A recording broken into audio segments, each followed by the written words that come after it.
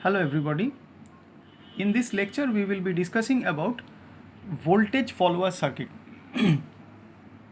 In the last lecture I have discussed about the non-inverting mode of operation of op amp in closed loop using voltage series feedback, and this voltage follower is an extension of that concept. That is it is an application of non-inverting mode of operation of op amp in closed loop using the voltage series feedback. From there this voltage follower circuit has been evolved. The lowest gain that can be obtained from a non-inverting amplifier with feedback is 1. So the lowest gain is equal to 1 for a non-inverting amplifier with feedback. This has been observed. So therefore, based on this fact, an electronic circuit which can be imagined or which can be established when the non-inverting amplifier is configured for unity gain, the particular electronic circuit which is evolved out of this fact is called voltage follower, because the output voltage will follow whatever is present as the input voltage, and output voltage is equal and in phase with the input voltage. So in this case of voltage follower, output voltage is equal to input voltage, where the phase of the two is same. Phase of the two is same. So this is the property. In other words, the voltage follower name stems from the fact that the output follows the input, and hence the name voltage follower is given. Although it is similar to the discrete emitter follower which we have come across during our course on BJTs, the voltage follower is preferred because it has much higher input impedance. So the property of voltage follower is high input resistance or impedance, whatever, and the output amplitude is exactly equal to the input. So the output amplitude swing rather is exactly equal to input amplitude swing. So these are the specialities working with voltage follower circuit. Now to obtain the voltage follower from the non-inverting amplifier configuration which we have seen the circuit from the circuit diagram, if we simply open the from that diagram, so this was the diagram. Here if we simply open the resistance R1 and short the resistance RF, the circuit that will come up will be the voltage follower circuit. So the resulting circuit will be look like this. This is the op amp having high gain A.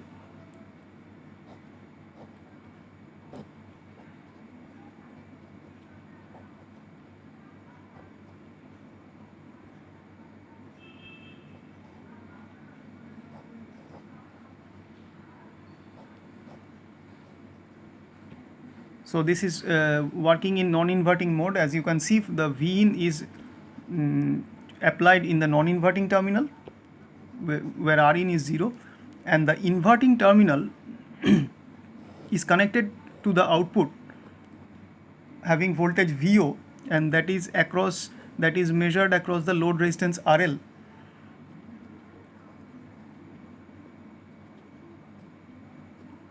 And this is VO.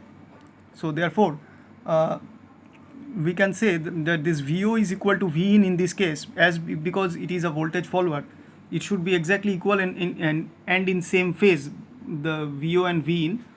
And we can see that here RF is equal to 0, the feedback resistance is not there, feedback resistance is shorted, and also the resistance R1 which was connected in this area, it is open, R1 is infinity, if it is open circuit, that means its resistance is infinity and RF is 0. So therefore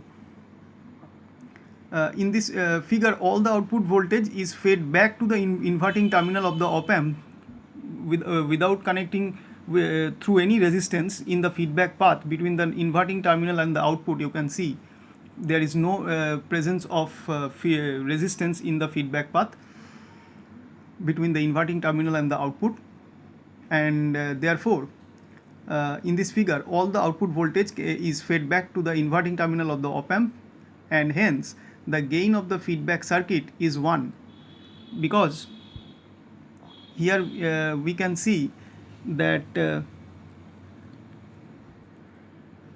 we had derived the gain as AF equal to the overall gain, it was 1 plus RF by R1. Now if RF is 0, that means AF is equal to 1, or whatever, if R1 is infinity, that means also AF is equal to 1. So for both these values of RF and R1, this gain is 1. So therefore gain of the feedback circuit here is also 1, and this is equal to beta also. So the voltage follower is a special case of non-inverting amplifier, we can say, and all the formulas which we have developed for the non-inverting amplifier are indeed applicable to the voltage follower also, except that the gain of the feedback circuit is 1. So therefore AF is equal to 1, and RIF for voltage follower, that should be that we have found that 1 plus A beta into Ri. So if this is 1,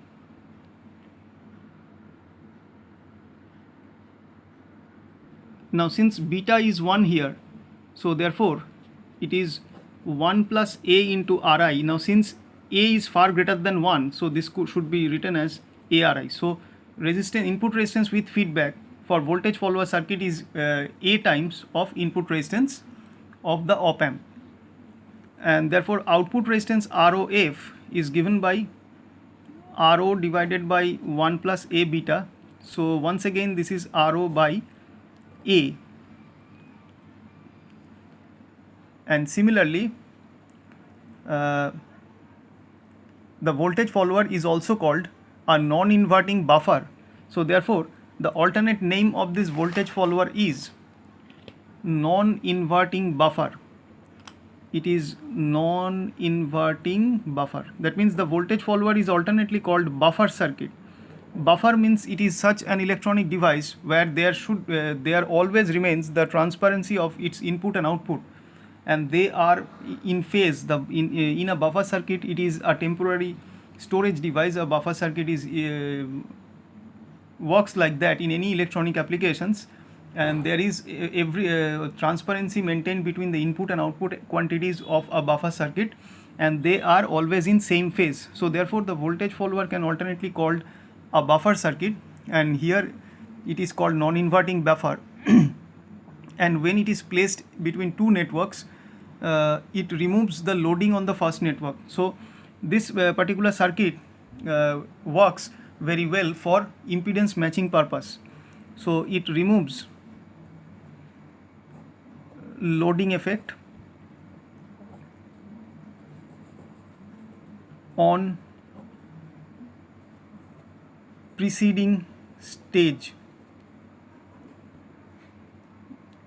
So this is the application area of non-inverting buffer or voltage follower. So this much need to be discussed, what is about the voltage follower. Now let us move on to the voltage shunt feedback amplifier. Let us have a discussion on this topic.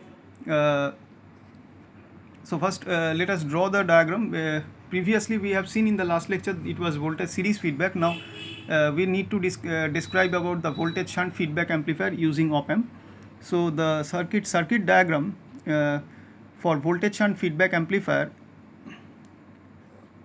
it should be look like this using op amp.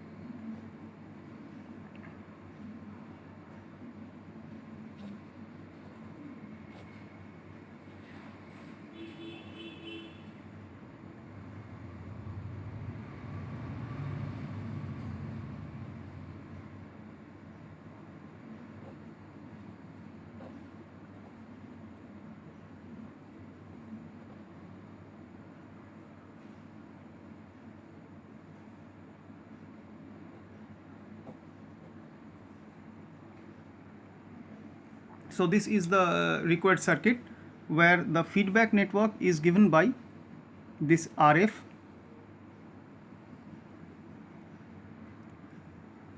and the input voltage drives the inverting terminal, so it is working in inverting mode and the amplifier is called inverting amplifier. So voltage shunt feedback amplifier is basically inverting amplifier using op amp. So we need to remember here that the voltage series feedback amplifier is non-inverting amplifier using op amp, and voltage shunt feedback amplifier is inverting amplifier using op amp. So at the output it should be an amplified version of, and also the inverted form of input signal V in will be observed, and also we can see the input voltage which is driving the inverting terminal and the amplified as well as inverted output signal will be observed at the output terminal, which is also applied taking a portion of signal from the output is passed through a resistance RF, which is called here the feedback resistor. So this is the feedback circuit here, comprised of resistance RF only, and it is applied to the inverting terminal in this direction. So this is the feedback path, and this arrangement forms a negative feedback because any increase in the output signal results in a feedback signal into the inverting input, because it is connected into the inverting input, and it will cause the decrease in the output signal and reduction in gain. So this is basically the negative feedback here that is being applied between the output and into the inverting terminal through resistance RF. So RF comprising the feedback circuit here, and also it is to be noted that the non-inverting terminal is grounded, and the feedback circuit has only one resistor, which is RF, and R1 is not included in the feedback circuit. However, an extra resistor R1 which is being connected here in series with the input signal source V in for current limiting purpose and not for the purpose of feedback network to be used in the feedback network. So let us first derive the formulas for voltage gain, input output resistances, as we have done in case of non-inverting amplifier. So let us first derive the closed loop voltage gain of this amplifier.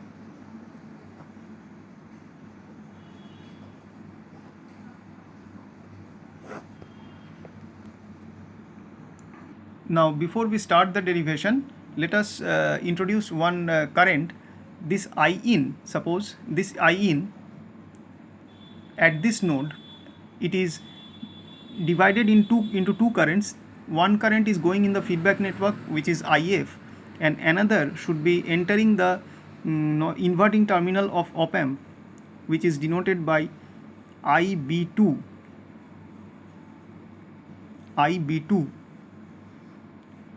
And another current which is IB1, that is flowing from ground terminal into the non-inverting terminal, and the average of these two currents, IB1 plus IB2, will give us IB, and this IB is called input bias current. It should be written in capital actually, input bias current.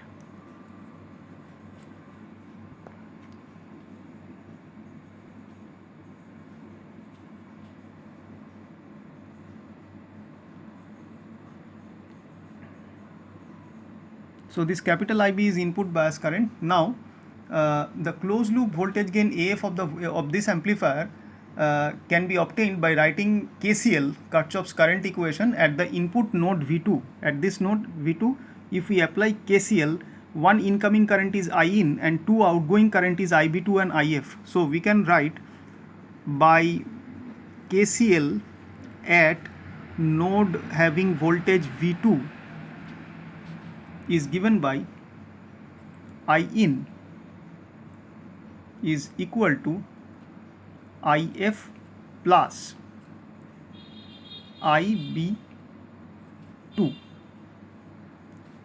I in is equal to IF plus IB2. Now instead of IB2 we may write the whole IB, because IB is the representation of both IB1 and IB2. Both will be flowing into the op amp. So this IB2 can be replaced by IB, the whole AC input bias current. Now since we know the input in a resistance Ri of op amp is very large, and therefore this input bias current IB should be negligible.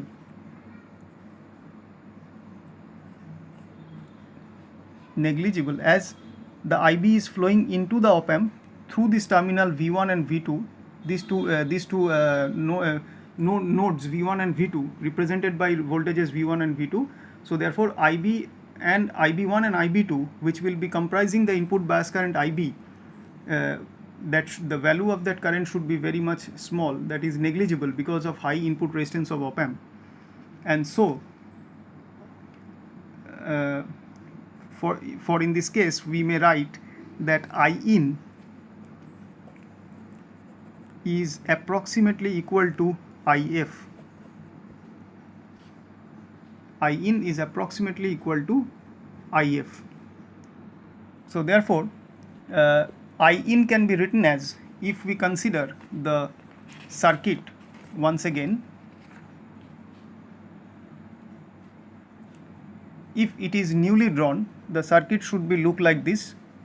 For simplification purpose, the circuit should be newly drawn like this.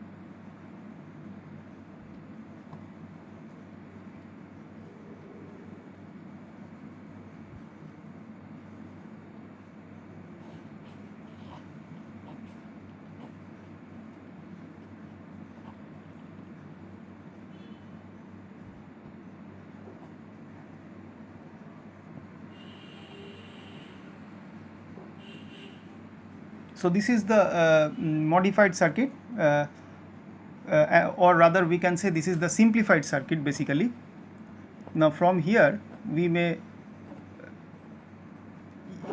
apply the KVL and KCL to write the equations that will be simpler if we use this circuit. It can be seen that the non-inverting terminal is grounded and the inverting terminal is connected one to the source V in, where I in is flowing from V in through R1, and through RF this is the output feedback resistance which is connected between output and inverting terminal, and RL is the load resistance across which the output voltage is measured. And this IB1 and IB2 are the two input components of input bias current. So if we now take this as I in, which is equal to IF basically, so how I in can be represented? This is V in minus V2 divided by R1. So I in can be written as V in minus V2 divided by R1, that is equal to IF. IF is V2 minus VO by RF. So this is V2 minus VO by RF. Very simple. So now from the general equation of op amp we know that V1 minus V2 is equal to VO by A. This is general form, general expression of op-amp. Now since here V1 is 0 because it is connected directly to ground, so therefore V2 is equal to minus VO by A.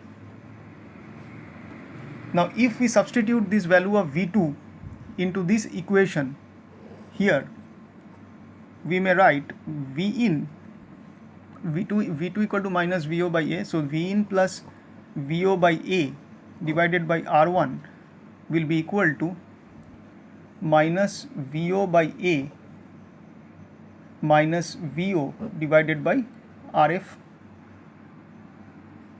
Okay, so from here if we take and rearrange this equation, or V in by R1 plus VO by A R1, this is equal to, if we take minus VO as common, so this is 1 by A plus 1 divided by RF. Now if we take this term VO to this side, then it should be V in by R1, that is equal to minus VO into A 1 plus A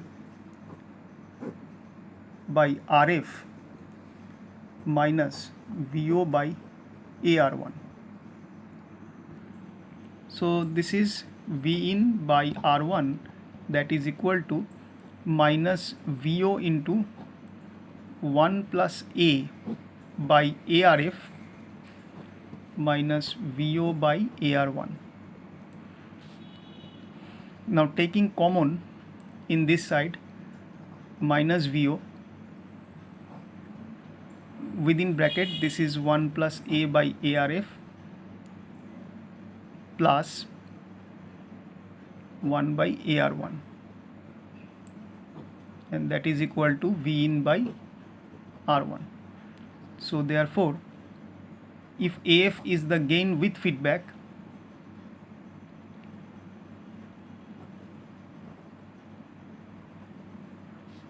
that is equal to VO by V in is given by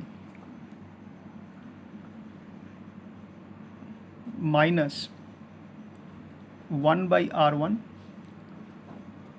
within bracket, it is A R1 RF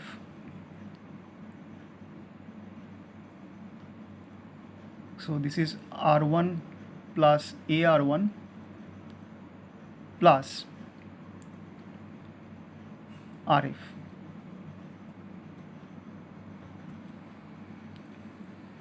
So this much. Now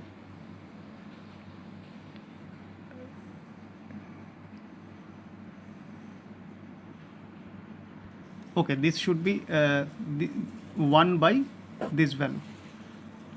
So this is actually this one. This expression is minus 1 by R1 whole into 1 by this expression. So therefore AF is given by minus 1 by R1 within bracket AR1 RF divided by R1 plus RF plus AR1. So therefore AF is given by minus ARF divided by R1 plus RF plus AR1. Now if we analyze this expression, the negative sign indicates the input and output signals are 180 degree out of phase or of opposite polarities, and that's why it establishes the inverting mode of operation. And because of this phase inversion, it is called inverting amplifier with feedback. Now since the internal gain A of the op-amp is very large, since A is very large for op-amp, we know, ideally infinity. So therefore AR1, this term, should be far greater than R1 plus RF.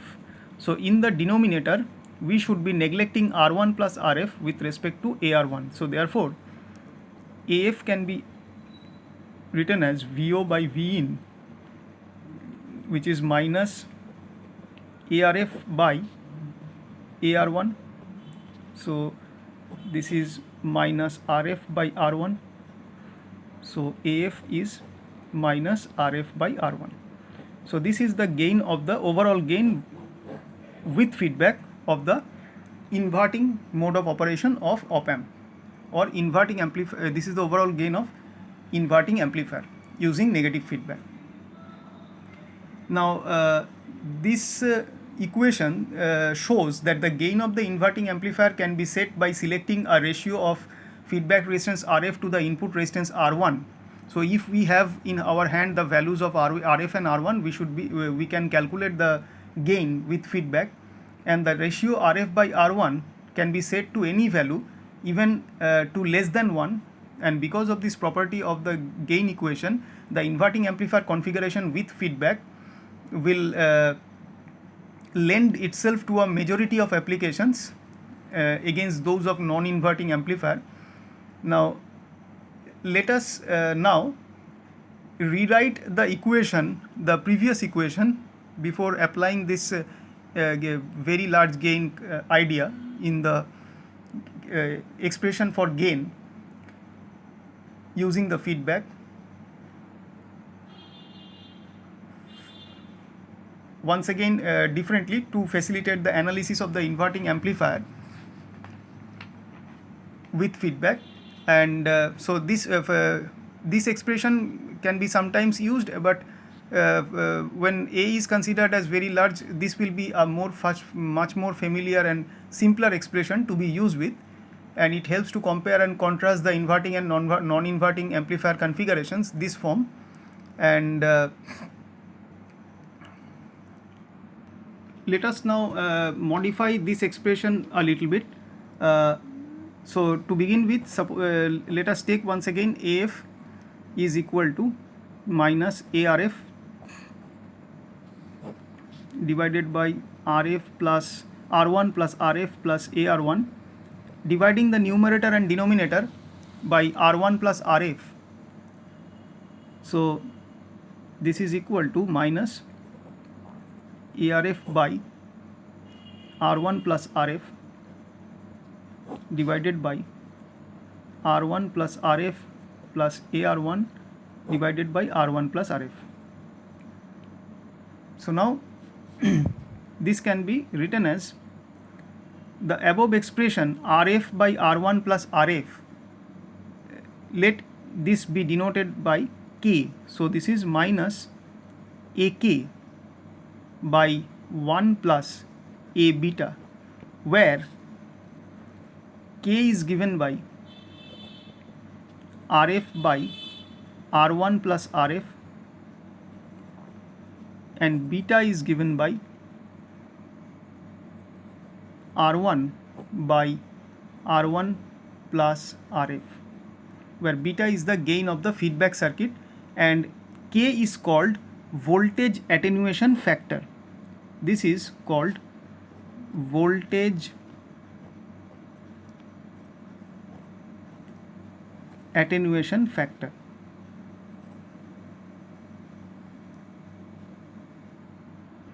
Okay, and this can be simplified to minus ARF by R1 plus RF. So ARF by R1 plus RF divided by 1 plus A into R1 by R1 plus RF. So in this case, RF by R1 plus RF is considered K and R1 by R1 plus RF is considered as beta. So AF is nothing but minus AK by 1 plus A beta. This is the expression. Now if we compare this expression to the expression we had for in case of non-inverting amplifier, that it will come out that in addition to the phase inversion, in this case the closed loop gain of the inverting amplifier is k times the closed loop gain of the non-inverting amplifier, where k is less than 1. So in case of, so what I am telling, that for non-inverting amplifier, the gain was found to be AF equal to A by 1 plus A beta, and for inverting amplifier, the gain is found as AF equal to AK by 1 plus A beta. So that means if we compare these two equations, we can say that the gain for the inverting amplifier is k times greater than the closed loop gain of non-inverting amplifier, where k is basically less than 1. It is the attenuation factor, voltage attenuation factor.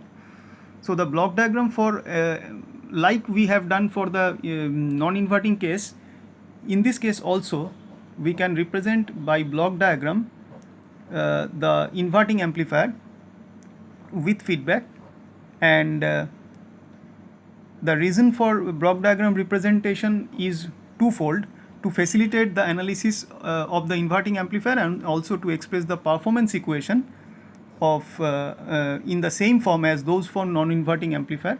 So the block diagram should be look like this.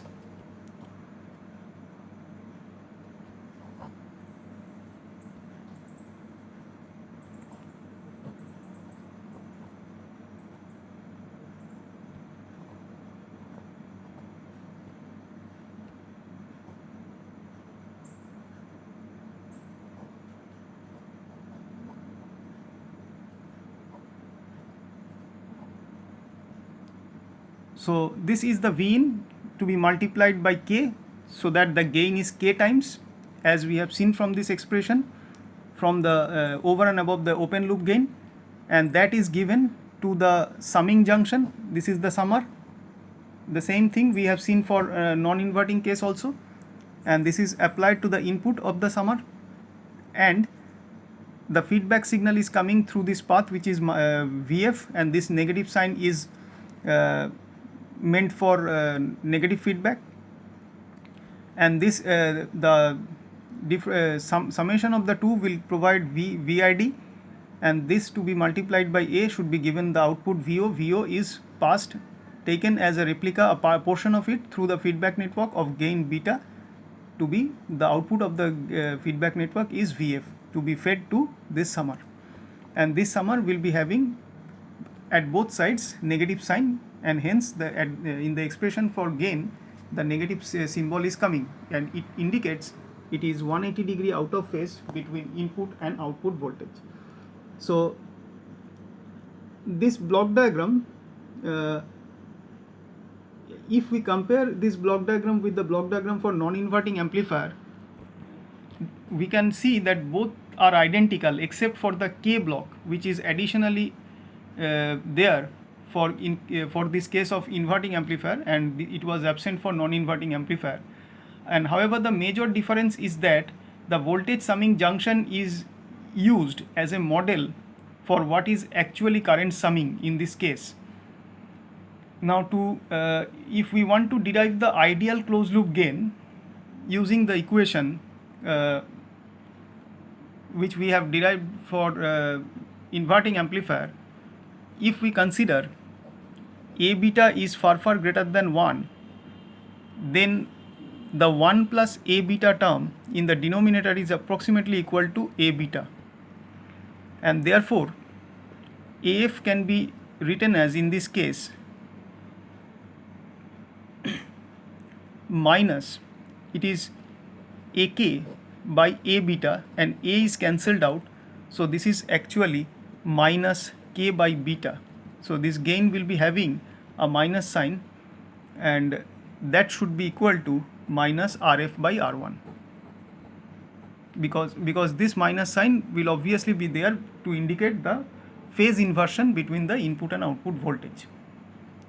So this is the analysis of voltage gain, derivation and analysis of voltage gain for inverting amplifier. Now let us see the concept of virtual ground. This is an important concept, very important concept that need to be discussed for for studying the chapter on op amp. Inverting input terminal, will see that the inverting input terminal for this inverting mode of operation will be at virtual ground, and virtual ground means it is not actually connected to ground but by the way of circuit connections and how well how the different parameters are placed in that circuit for its proper operation. We will see that the inverting input terminal for inverting amplifier will be at virtual ground, which is not actually connected to ground, but virtually we will see that the voltage equal to 0 at the inverting terminal of the inverting mode of operation. So let's see how that can be explained. So once again refer to the inverting amplifier which we have discussed to find in this case. This diagram, refer to this diagram. Now in this figure the non-inverting terminal is grounded, it can be seen, and it is here, it is grounded, and the input signal is applied to the inverting terminal via the resistance R1, and the difference input voltage is ideally 0, as because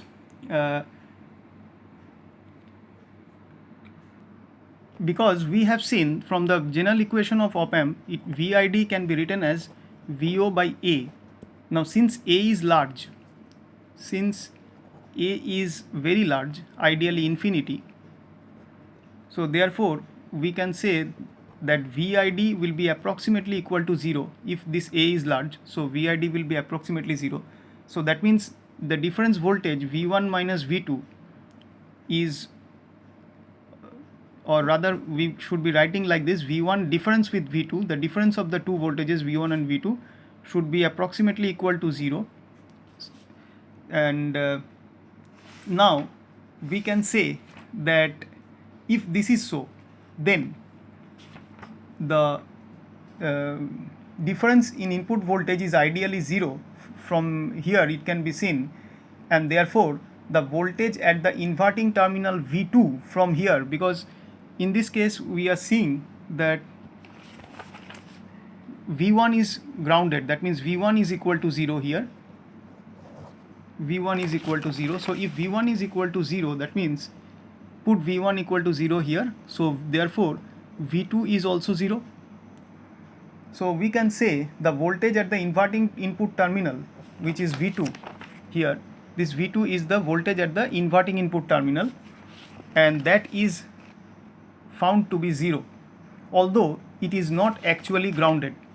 V2 is not directly connected to ground, but because of V1 is grounded and the difference since the difference input voltage is ideally 0, therefore V2 is, although it is not actually connected to ground, but it is found that V2 is virtually connected to ground. So therefore the inverting input in this mode of operation is virtually connected to ground, it can be said. So because for difference input voltage which is ideally 0, which will make V1 equal to V2, and if V1 is equal to 0, then obviously V2 will be equal to 0, although it is not actually connected to ground.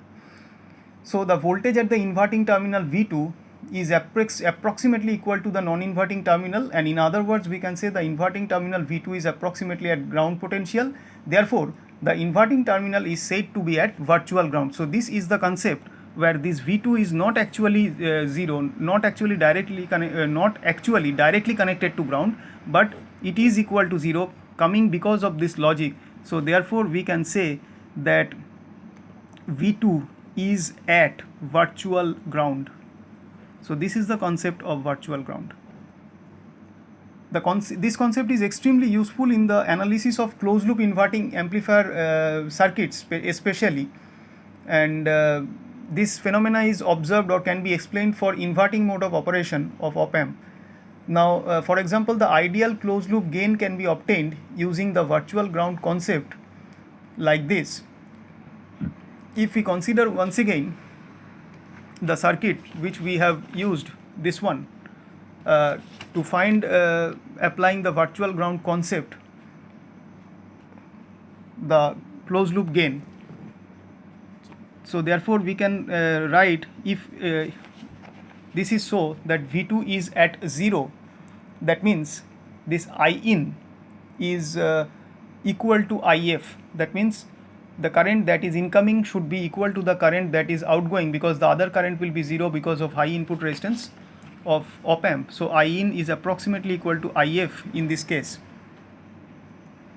and therefore once again the V in minus V2 by R1, that is I in, should be equal to V2 minus VO by RF, and that is for IF, and this can be written.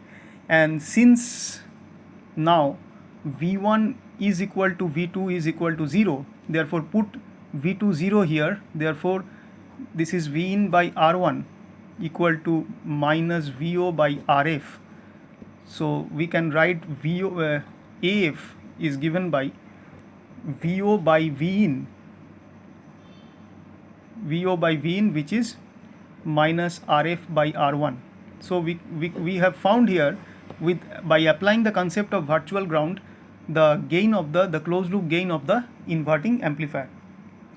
So this is the same result what we have obtained by deriving previously here using this circuit, but in that case we haven't applied our concept, only applied normal KCL and the simple manipulations, but not use the idea of virtual ground. But here if we apply the idea of virtual ground, then the derivation is much more simpler and the result is the same. So this is all about the voltage gain of inverting amplifier. Now input resistance with feedback, let us see what that should be the value in this case for inverting amplifier. Let us find the input resistance with feedback. The easiest method of finding the input resistance is to get the feedback resistor RF to be Millerized. That means to apply the Miller effect on feedback resistor RF, and thereby feedback resistor RF, and thereby the calculations will be easier. So if we Millerize the feedback resistor, that means Miller effect means if we split the resistance RF into two Miller components, then it should be the calculation should be made easy. So if we draw once again the circuit in a new form to find the input resistance, so this is the equivalent circuit.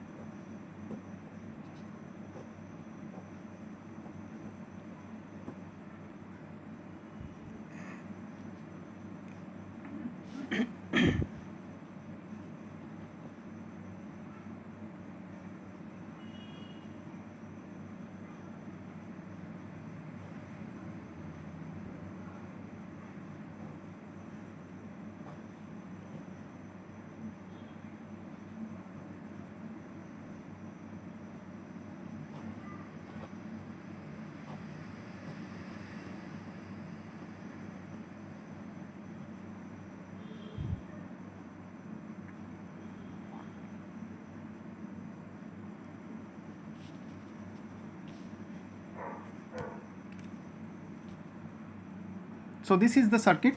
Now in this circuit, the feedback resistance is divided at one part at the input and one part at the output, and that is called the application of Miller effect.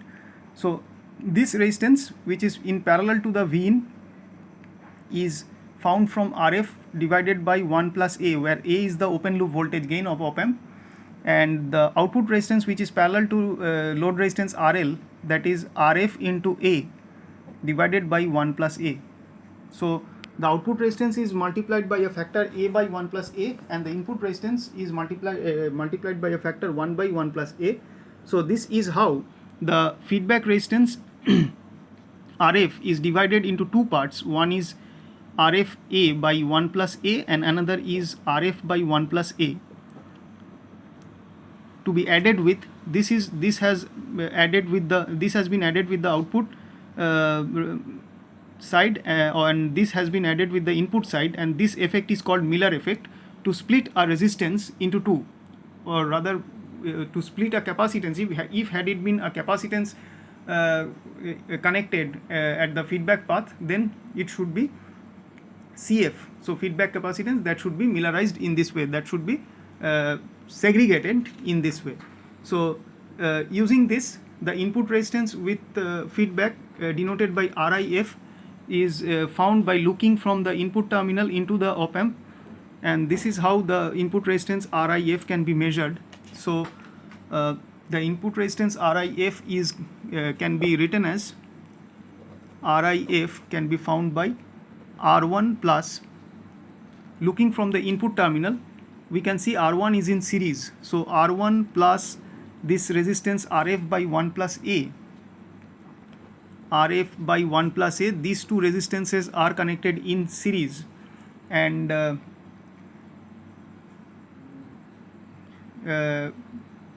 this is parallel with Ri, that is the input resistance of op amp. So this is input resistance of op amp, which is Ri. This Ri and Rf by 1 plus A are in parallel, and this parallel combination, as written over here, is series with R1. So this is how the input resistance Rif, that means input resistance with feedback, can be calculated. Now since Ri and A, this value of Ri and this value of A is very large for an op amp, Ri and A is large. So therefore we can write this newly, RIF should be found as RF by 1 plus A in parallel with Ri. So this term, so analyzing this expression, if Ri and A is very large, this term RF by 1 plus A parallel with Ri is approximately 0. So therefore RIF is equal to Ri1. So therefore input resistance with feedback in this case is equal to the resistance R1, equal to the value of resistance R1. Now let us find the output resistance with feedback. The output resistance with feedback ROF is the resistance measured at the output terminal of the feedback amplifier. We have done this for the non-inverting amplifier by using Thevenin's theorem, and we can do the same for for this case also for inverting amplifier. The Thevenin's equivalent circuit for ROF can be drawn like this for inverting amplifier. The circuit will be the same as we have used for finding the input resistance with feedback.